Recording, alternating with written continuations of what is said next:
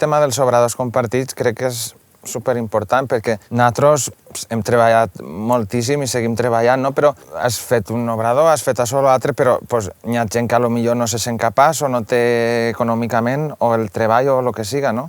I els obradors compartits és una eina bàsica perquè ahir naixen moltes coses, no? Vull dir que pot hi haver una persona o dos i tot això va fent coses, ja no per un projecte o dos, sinó per el poble, la comarca.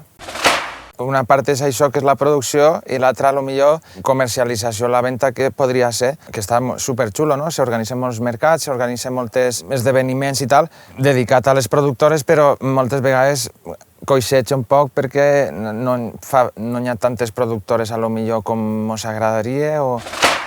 Hi ha que començar a fer la base un poc més en tema d'escoles de pastors, cursos de formació, i després, una vegada això, hi ha un poc més de força, de producció agroecològica, començar a crear més mercat. Jo tinc en el cap de, potser, si farem més formatgeries, de crear el Dia del Pastor, que és un dia dedicat exclusivament al pastor.